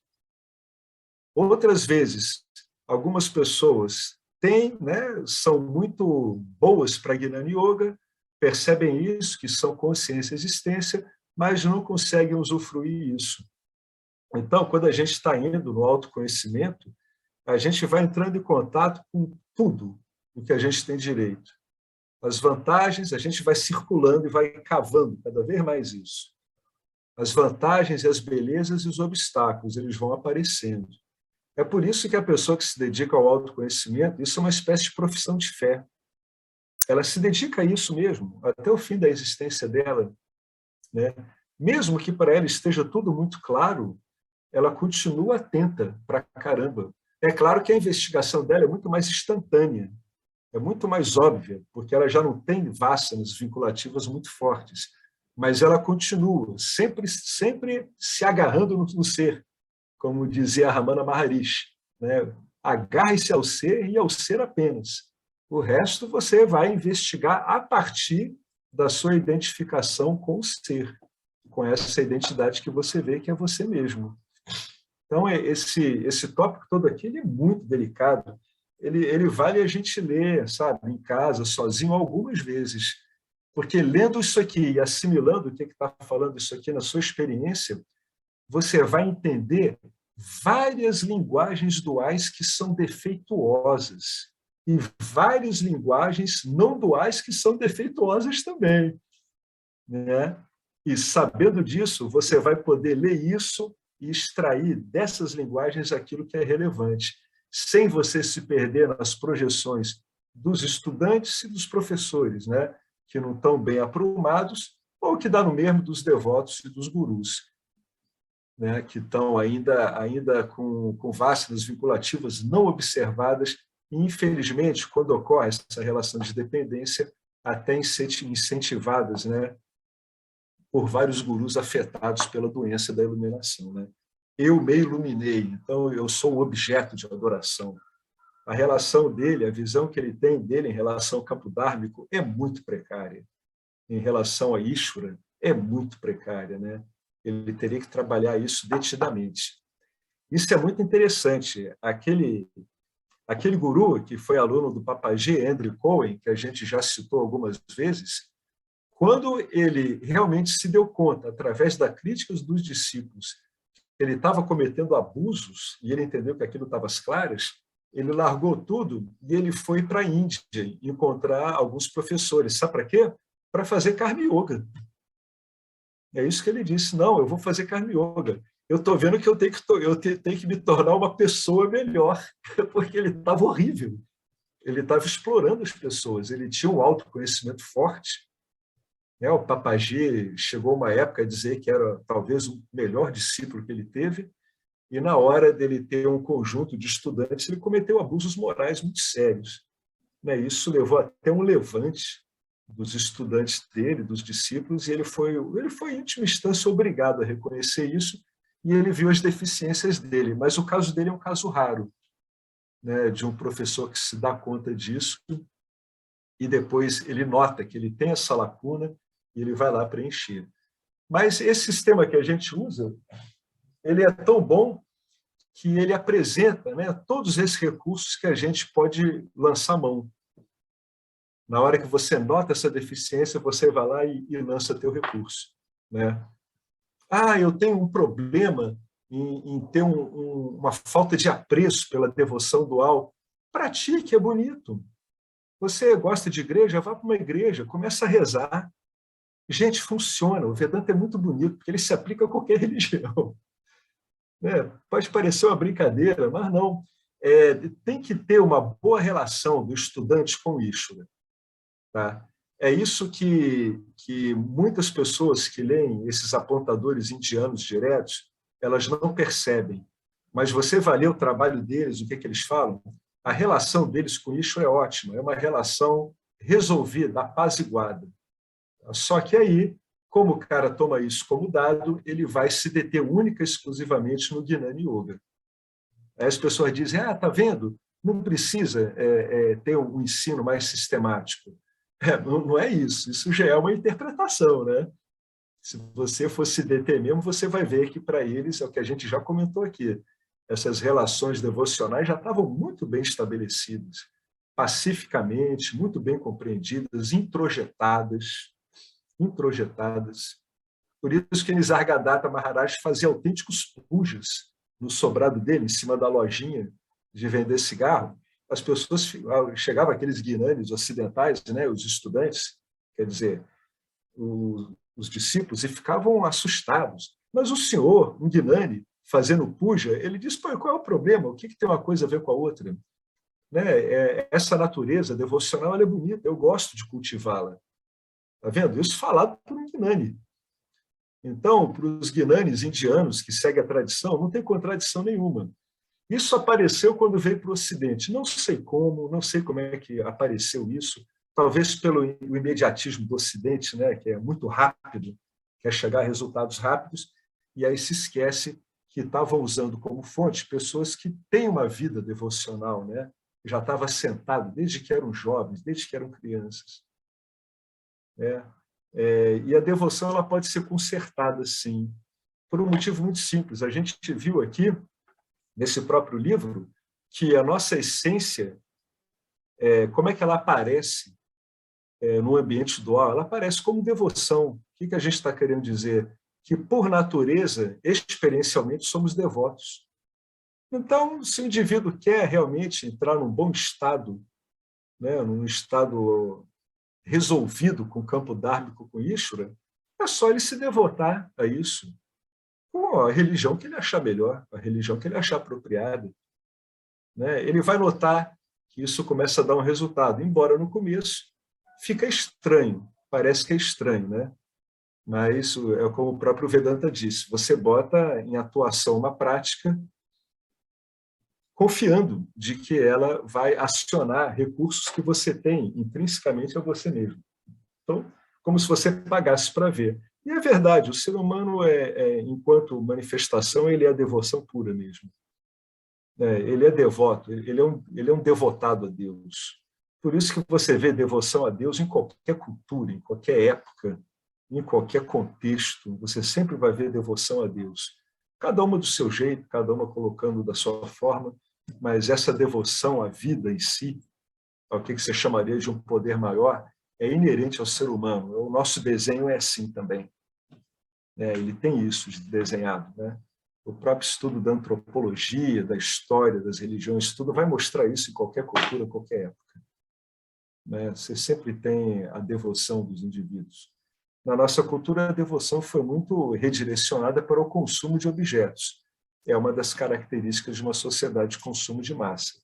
Mas a devoção está lá. É só uma questão de mudar o objeto, substituir pelo objeto mais adequado. O indivíduo encontra isso na própria estruturação dele. Ele pode ir lá resgatar isso e partir para uma coisa nova mesmo. Então, o James agora... Vocês querem comentar sobre esse tópico que a gente falou aqui, em cima desse verso 53? Esse verso aqui ele deu muito pano para a manga, viu? E o que ele está tratando aqui é de uma coisa tão importante, mas tão importante, que a gente deveria olhar para isso com muito cuidado. No caso daquele sujeito que você disse que se tocou e voltou para fazer o Karma Yoga na Índia. Andrew Cohen. É isso. Ele tinha o autoconhecimento, mas não era autorrealizado, é isso? Em última instância seria isso. Ele não era um cara autorrealizado. Ali ainda tinha, né, desapercebidamente, num grau que a gente não tem como avaliar, a noção de um fazedor, né? A noção do cara que conseguiu a iluminação, né? E, portanto, as outras pessoas tinham, de uma certa forma, se submeter a ele. Né? Ali o fazedor ficou. O autoconhecimento surgiu, mas o fazedor, né? Ele sobreviveu e deflagrou ali uma doença da iluminação, ali, né? Uma iluminite ali grave, que durou um bom tempo. Foram 27 anos. Outra questão é esses gurus que admitem que as pessoas se joguem aos pés deles, né? Como que é visto isso pelo Vedanta? Então... Eu não sei muito bem, Marcelo, porque tem um componente devocional indiano muito forte, né? Mas o Vedanta parece que ele não aprecia isso não, sabe? Esses gestos de Sim, prostração, porque o Vedanta ortodoxo ele é não dual, né? Então, aquele jiva que está se prostrando diante do professor, ele está enganado, né? Ele está manifestando o engano dele, o fato de que ele não está compreendendo o que o professor está falando. eu sei que o Arlindo fala que o James não, não admite essas coisas. E outros, eu não É, lembro se o Dayananda também, Shimayananda, o né? Dayananda, Paramartananda, nenhum Pessoal deles da gosta linhagem, né? disso. Nenhum. Nenhum deles aprecia. Né? Talvez a pessoa encontre isso nas linhas heterodoxas do Vedanta, né? Bhakti Vedanta, por exemplo, mas numa linha dessa, Shankaracharya, não dual, ortodoxa, esse tipo de prostração não faz sentido nenhum. Nenhum, porque todo esforço do professor é mostrar que não há diferença entre ele e o aluno.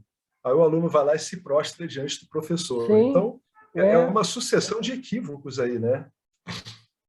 Uma vez eu estava no ashram, em Rishikesh, fui visitar lá um monge, que a gente ficou muito amigo dele. Ele tem o conhecimento dele é bem forte mesmo, né? Ele tem ali uma autorrealização mesmo. E ele dava palestras abertas ao público, né? É o Ajatananda Ashram. O nome dele é Swami Atmananda Udasin. Ele é um monge de origem cristã belga. E ele acabou indo para a Índia para encontrar a não dualidade. Depois que ele terminava a palestra dele, né, que era aberta ao público, alguns indianos, especialmente, né, que estavam lá pela primeira e segunda vez, se jogavam aos pés dele, ele ficava horrorizado, pegava a pessoa pelo sovaco e levantava assim, e abraçava o cara. Ele dava tipo um clinch no cara, né? Não, não, para com isso. Apertava o cara contra ele mesmo, dizia assim: não, não, não, não é isso, não é isso que eu estou te ensinando. Aí, como via o pessoal assim, né, muito com uma devoção muito dual, né, muito ainda, né, eles não entendiam muito bem do que ele estava falando, né, então ocorria muito essa reação.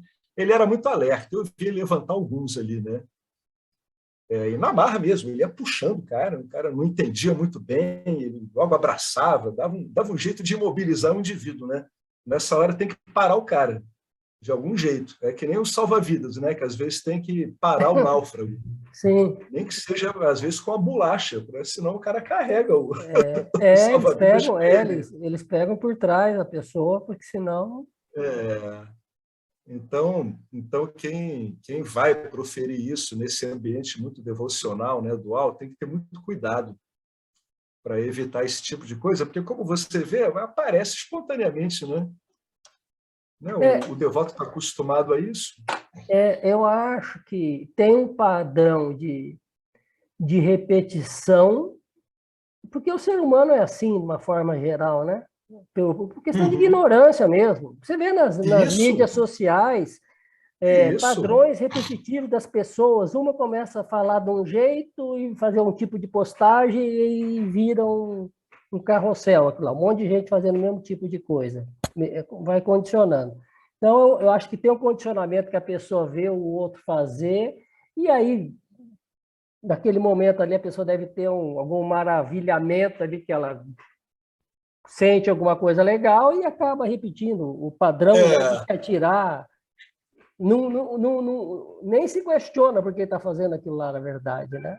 É exatamente. aquilo que você disse, é porque a pessoa não está com a clareza da não dualidade, né? Por isso que ela age Exatamente. daquela maneira. E cabe É, ao guru realmente afastar, né? Senão ele está no modo ego dele, aceitando, né? Então, exatamente. se interpondo como intermediário entre o devoto e Ishvara. E não É, repassa. Acho que não chegamos a ler isso, não. Eu li isso daí, não sei se foi aqui.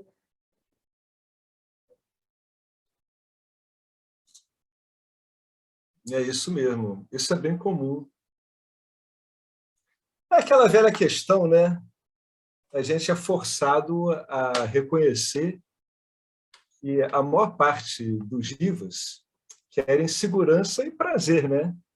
Quando a gente fala realmente em liberdade, isso aí cai para 0,00000000001%, né? Porque a liberdade coloca um compromisso do jiva com o próprio discernimento dele, né? E ele vai ter que enfrentar todos os medos e desejos que ele andou criando, né? Então, realmente, o Jnana Yoga ele é para poucos, não porque seja algo realmente elaborado, difícil, não. É porque o grosso dos condicionamentos deixam o jiva desinteressado realmente do que seria liberdade mesmo, né? Liberdade verdadeira. Essa é que é a verdade, né?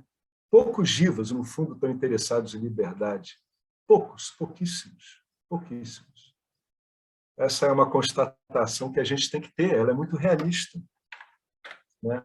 Muito realista. A gente tem que aceitar isso e entender que é assim mesmo. É só conversar com as pessoas do nossos ciclos, né, sansáricos, né, de nosso dia a dia. A maior parte não está interessada em liberdade mesmo. A maior parte está interessada em ficar repetindo e conseguindo, né, usufruir da visão de mundo que elas têm. É isso. Quem está disposto a avançar para cima da liberdade, ele está disposto a abrir mão de tudo, inclusive do que ele acha, né, que para ele é certo, é o adequado. O Vedanta ele pressupõe esse desapego, né?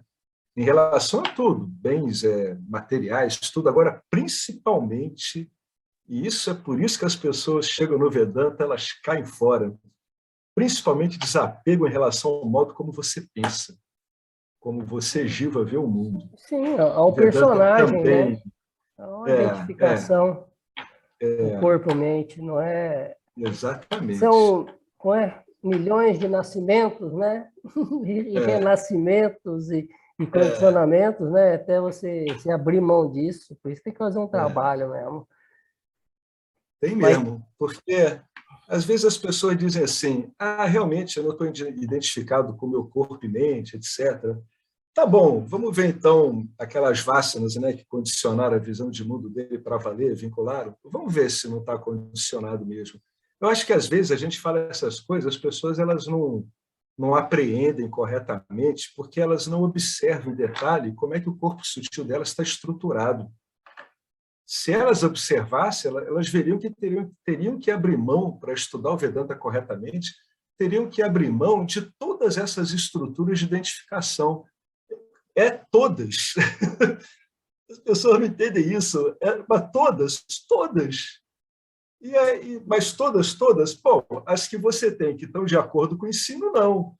Mas o fato de você ter chegado ao ensino mostra que o grosso das suas estruturas de pensamento, né, são incompatíveis com o ensino. Porque se fossem compatíveis com o ensino, você não estaria tendo problemas. Né? A gente tem que ser realista. Não é? Você chegou aqui porque o seu navegador ele é troncho. Ele não funciona bem. Por isso que está trocando deliberadamente pelo navegador do Vedanta, que é muito mais adequado. Né? Até para o Sansari, ele é um navegador adequado. Né? Para um Karma Yogi e para um Gnana Yogi, ele é mais do que adequado. Acho difícil ter algo melhor do que isso. Muito difícil. Então, realmente, a pessoa ela tem que abrir mão dessas visões de mundo todas. Aquela tríade que o Vedanta fala, né? Jiva, Ishvara e o mundo. Ishvara e o mundo, eles dependem de como o Jiva está olhando. É isso que o Vedanta vai olhar e, estimulando o próprio Jiva, vai dizer para ele assim, olha, essas visões que você tem aqui sobre Ishvara e o mundo, elas não estão te ajudando em nada. Essas que você tem sobre você mesmo também não. Então, a gente propõe você trocar por tudo isso. Mas propor é um nome delicado, né? Porque no Vedanta o que se espera é que o estudante troque mesmo as visões dele que são inadequadas ao ensino pelas visões fornecidas pelo ensino. Né? Então, isso é importante. Essa troca não pode ser compulsória, ela não pode ser algo forçado. Essa troca tem que ocorrer depois de muito ouvir, muito meditar, refletir, e compreender por que é que deliberadamente é vantajoso trocar. O Vedanta trabalha todo com compreensão, tudo no Vedanta é por compreensão. O indivíduo ele tem que testar aquela visão específica dele. Eu vou aplicar ela. Então, ele já está aplicando a vida toda. Agora, eu vou aplicar do Vedanta. Aí ele aplica 2 vezes e diz, pô, não funcionou. Não, você está aplicando a sua visão há décadas e vai aplicar 2 vezes a do Vedanta e está dizendo que não funciona? Também, isso também não vale, né? Está burlando as regras do jogo, precisa de tempo. Né? Mas eu garanto que o resultado ele é muito mais rápido do que a gente imagina. Muito mais. Eu creio que com 5 anos, 3, de muita dedicação, a pessoa já começa a usufruir bastante de um modo impessoal da vida dela. Ela começa a ter esse usufruto, né? Mas com uma boa dedicação. Depois ela vai só firmar isso. Ela vai colhendo frutos, de verdade. E são belíssimos frutos, vão tornar a visão dela bela, é bacana. O mundo fica bonito, não é que o mundo ficou bonito, é que os seus olhos se tornaram belos, o seu olhar ficou belo, né? Há beleza no seu olhar. Então você vê um mundo mais bonito mesmo. Né? Não é que o mundo seja lindo, é que ele agora está colorido com a sua própria beleza, a beleza do próprio Jiva, que está sendo reeducado, né? E deliberado. Ele vai trocando isso tudo deliberadamente, tudo, por livre e espontânea compreensão, né? E sempre inserido na meta dele, o autoconhecimento, o amor não dual. O que é viver como ser em Nietzsche? O que é viver como ser, no ser, sabendo tudo que é tudo, sendo ser em Nietzsche? Como é que é isso na vida de um indivíduo? Né? Isso é o que vai levar o indivíduo para uma autorrealização mesmo. É onde o fazedor ele some, né? Não tem mais eu sou iluminado, só tem iluminação mesmo. Tudo está iluminado o tempo todo, o tempo todo. Não tem nada que não tenha como estar iluminado, impossível. O próprio intelecto ele reconhece que ele é iluminado também. Ele está refletindo a luz que ilumina tudo, mesma coisa. Muito bacana, gente, muito bom mesmo. Muito bom ver esses poucos determinados. Uma boa amostra aí do que é a humanidade mesmo quando a gente fala de libertação. É isso aí mesmo. É para poucos, não é porque seja complicado, é porque poucos se interessam. As respostas são muito mais simples do que a gente imagina. Eu acho que Por isso que você vai falar de Vedanta com as pessoas, elas não têm interesse nenhum. Eu nem falo mais, Deus me livre. Sim, estágios devocionais, né? Quem fica é que não está querendo barganhar com o Ishvara, né? Exatamente. Entendeu? Então, exatamente. A pessoa já... Quem vai ficando mesmo acho que são os que já compreenderam o que é Nietzsche, né? Pelo menos que Nietzsche não está dando. A pessoa deixa de esperar que Nietzsche dê algo, aquilo que ela está procurando. Aí por isso que a pessoa ou já vem de outros nascimentos, ou chega nesse atual, tem algum dissabor, né? Chega lá no fundo do poço, toca o pé lá no fundo para pegar um... Parece que a grande maioria dos que se dedicam mesmo ao Gnana Yoga é porque realmente não conseguem, né? Estão vendo que Nietzsche não tem como dar nada mesmo. Eles se exauriram assim, completamente. Olharam assim, pô, desse mato aqui não sai cachorro mesmo, não tem como, impossível. O que fazer, né? O indivíduo não tem a menor ideia, ele só sabe que não está funcionando. Aí vai e aparece o Vedanta na frente do cara. Mais uma vez, para você ver como é que Ishvara é bom. Ele é muito boa praça, cara. Ele vem, aquela turma lá emperrou, bota o Vedanta na frente deles, vamos ver o que acontece. Porque empacaram mesmo, dali eles não vão sair nunca mais, né? Aí ele vai lá e bota um meio adequado, né? Tem que mostrar para eles têm que mudar muito o modo de ver tudo. Né? Aí aparece o Vedanta. O Vedanta é maravilhoso mesmo. É espetacular, sob qualquer aspecto. Né? Eu só falo isso aqui nesse grupo, eu nem comento com ninguém isso. Algumas pessoas ficam muito zangadas comigo. Só pensa em Vedanta, não sei o quê. Eu resolvi não falar mais nada. Pronto. Estou interessado na minha vida cotidiana, toda lastreada no Vedanta e no autoconhecimento que ele proporciona. É isso. Então, é assim que eu vou para a vida, é assim que ela vai funcionando. E é melhor mesmo, é muito bom. A gente sabe, todos nós aqui estamos colhendo os frutos disso. Não é, gente? Alguém quer comentar mais alguma coisa? Né? Fica essa sugestão de ler de novo os comentários do James aí em cima desse verso 53, que esse vale a pena ler com muito cuidado, vale mesmo. Esse aqui é uma espécie de síntese. Né? Às vezes você pega um livro deste Vedanta, você vê que tem um trecho que ele praticamente resume tudo. E isso é um dos grandes resumos aqui desse livro, é o comentário em cima desse verso 53. É muito bacana.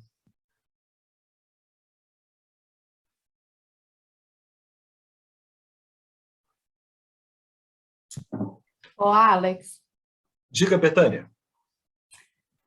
só ia dizer que, além da aula maravilhosa, o comentário que você fez sobre Jesus, né? Que a real mensagem é que, apesar de tudo, o amor é incondicional. Foi bem tocante, assim, bem lindo. Porque é uma mudança de olhar, né? Completa. Não o do sofrimento, do pecado, veio para nos salvar, né? Mas veio mesmo para mostrar amor independente da circunstância, né? É bem lindo isso. Só queria colocar isso. Além de todo o Vedanta, você ainda trouxe essa pérola hoje para a gente a mais. Bacana você falar isso, Betânia, porque essa compreensão desse sacrifício, entre aspas, do Cristo, você não faz ideia da quantidade de estorvo que isso me livrou, estorvos que eu tinha desde criança. Essa simbologia tremenda, né, que a instituição, né, cristã trouxe junto com isso. Né? Na verdade, Jesus mostrou que vocês não precisam ser salvos, porque vocês são salvos o tempo todo. Já são salvos, né? Não precisam nem ser salvos, né? São a própria salvação de si mesmos o tempo todo.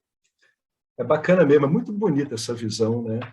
Não obstante o que aconteça, o amor que somos é absolutamente intocável, intocável, sob qualquer hipótese. Puríssimo, intocável, indestrutível. É isso aí, gente. Até para pegar, como você disse ali, né, o Novo Testamento e olhar por esse olhar, né, muda tudo, né, Alex? Porque eu olhei a vida inteira como a devedora, né? Então, difícil, né? Ai, como ser como Cristo? Como, né? Parecia que era algo impossível, assim. E nem estava falando de ser como Cristo, como Jiva Cristo, né? Uhum. Então, é bem bonito. É muito lindo. É isso mesmo, é isso mesmo. Nós não estamos numa relação com o credor, né? Graças a Deus, né? Que toda essa educação religiosa que a gente teve é educação de banqueiro, né? É banqueiro que gosta de ter devedor, né? Mas esse não é o nosso caso, nós somos intocados também pelo sistema financeiro. Não devemos nada a ele, né? Enquanto que somos também, né?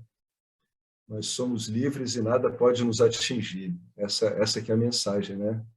Curso em Milagres fala isso, né? Só existe o que é real, nada irreal existe, né? Portanto, depois eu vou ver aqui. Alguém sabe das 3 frasezinhas do Curso em Milagres, que ele dá um resumo? Né? Depois eu vou trazer aqui. Ele fala disso, né? as 3 frases do curso. Nada irreal existe, só existe o que é real. Nisso reside a paz de Deus. É isso mesmo. Nada irreal existe. Só o real existe. Nisso reside a paz de Deus. O amor que você é a realidade. O resto é tudo irreal. E nisso reside a paz de Deus, que realmente é uma paz que não depende de absolutamente coisa alguma. É isso aí, gente. Muito bom, muito bom, muito bom mesmo. Valeu aí pelos belos comentários, Marcelo, Betânia. E vamos que vamos, né? Então, conforme o caso, até semana que vem. Tá joia? Vamos encerrar então, Marcelo, com Purnamada, né? A total ilimitação que somos. Olha, tudo a ver com esse tema, né? O Ananta que somos, né? A total ilimitação. A paz de Deus.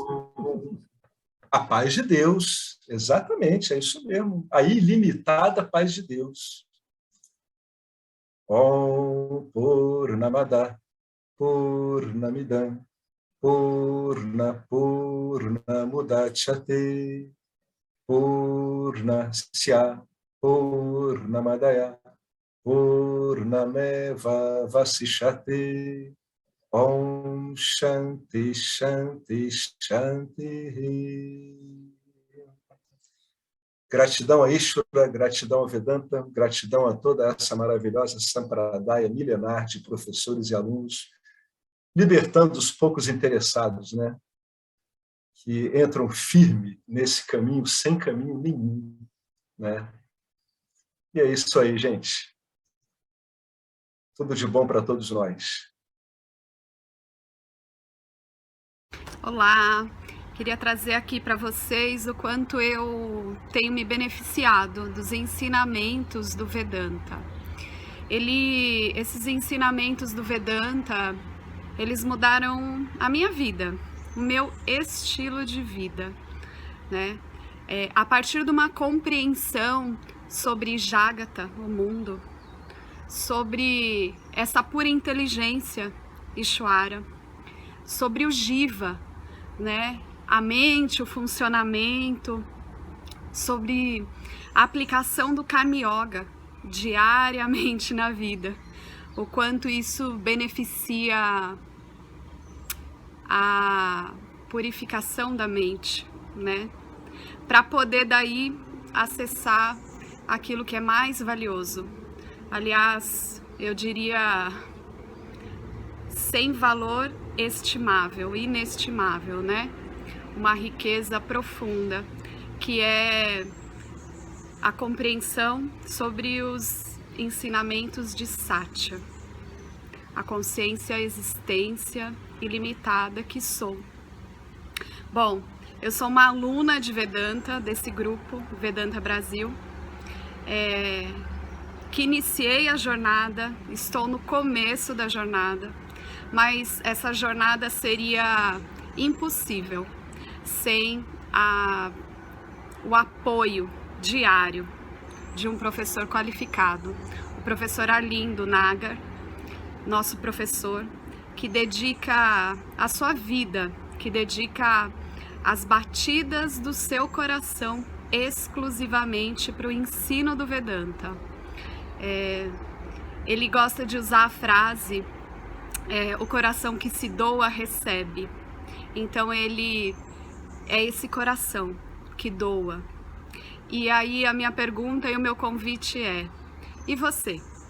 Tem se beneficiado também dos ensinamentos, da compreensão, da clareza desses ensinamentos que são trazidos para nós? Sim? Se sim, o coração que doa recebe.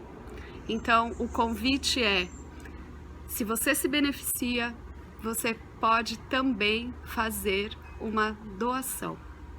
Essa doação, ela é necessária, apropriada, para a manutenção, né, desse ensinamento vivo diariamente para nós. E é um convite para que a gente possa nutrir esse grupo com o dar e o receber.